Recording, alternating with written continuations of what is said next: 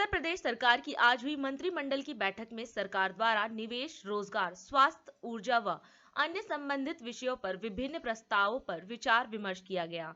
इस संबंध में आयोजित हुए एक प्रेस वार्ता में वित्त मंत्री सुरेश कुमार खन्ना के नेतृत्व में सरकार द्वारा लिए गए महत्वपूर्ण फैसलों की जानकारी दी गई, जिसमें नई सौर ऊर्जा नीति की शुरुआत, सोलर पार्क स्थापना, सोलर रूफटॉप से बिजली उत्पादन, रोजगार सृजन के लिए छूट देने, विशेष प्रोत्साहन पैकेज देने और नई आईटी नीति के अंतर्गत प्रत्येक डिवीजन में आईटी पार्क की स्थापना जैसी योजनाएं भी शामिल रही। ये उन लोगों को, जो लोग इन्वेस्टमेंट करेंगे, उनको इस बात का देखते हैं कि कितना रोजगार सृजित होगा, उस आधार पर और इन्वेस्टमेंट के क्वांटम के आधार के ऊपर हमने सब्सिडी को बढ़ाई है और उसके तहत जो सुविधाएं इसके अतिरिक्त बढ़ाई गई हैं उसके बारे में भी हम जानकारी आपको दे दें कि अधिकतम 200 करोड़ रुपए तक के निवेश के लिए 5 वर्ष की अवधि के लिए 5% प्रतिवर्ष का ब्याज उपादान प्रति इकाई 1 करोड़ प्रतिवर्ष,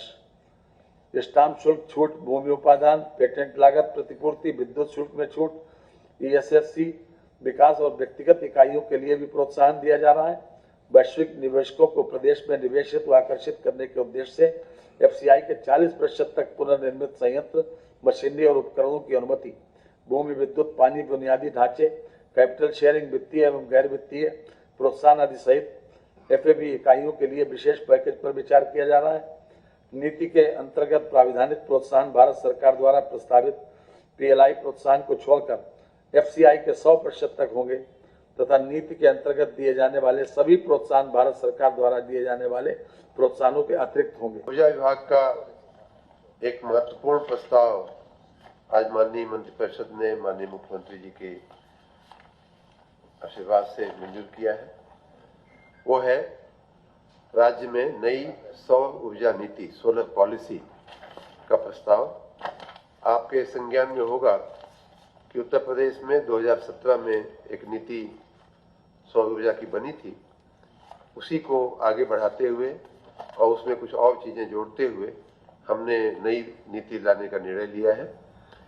इस नीति के तहत हमने कहा है कि आने वाले 5 वर्षों में 22,000 मेगावाट सौर ऊर्जा का हम उत्पादन करेंगे, जिसमें 14,000 मेगावाट सोलर पार्क और ऐसे ओपन एक्सेस के जरिए हम लेने का हमारा प्रयास है, जनरेट करने का प्रयास है। सोलर रूफटॉप जो आवासीय है, रेजिडेंशियल, उससे 4500 मेगावाट और अनावासीय रूफटॉप जो है उससे 1500 मेगावाट सोलर एनर्जी पैदा करने का विचार है। उसी तरह किसानों के खेतों में और किसानों का जो एग्रीकल्चर फीडर होता है उससे भी 2000 मेगावाट पैदा करने का हमारा लक्ष्य है। सभी को विदित है कि आईटी और आईटी एनेबल्ड सर्विसेज के क्षेत्र में रोजगार की अपार संभावनाएं हैं। ये हमारी जो लास्ट पॉलिसी थी वो 2017 की थी, जो 5 साल के लिए वैलिड थी, और चूंकि वो अब लगभग कंप्लीशन पे है, तो इसलिए ये नई नीति प्रख्यापित आज माननीय मंत्री परिषद ने करने के निर्देश दिए हैं। इसमें जो सेलियंट फीचर्स हैं वो ये है कि जो बीजेपी का मैनिफेस्टो था उसमें ये एक प्रॉमिस था कि हम संभाग स्तर पर आईटी पार्कों का विकास करेंगे।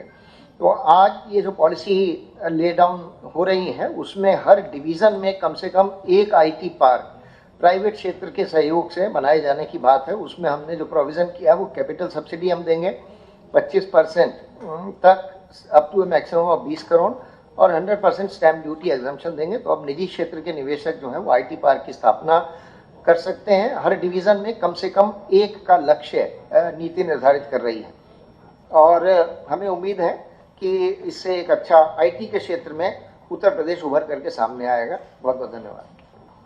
और अधिक खबरों के लिए आप हमारे YouTube चैनल दैनिक इंडिया दर्पण को अभी सब्सक्राइब करें और नोटिफिकेशन के लिए बेल आइकन को प्रेस करना ना भूलें।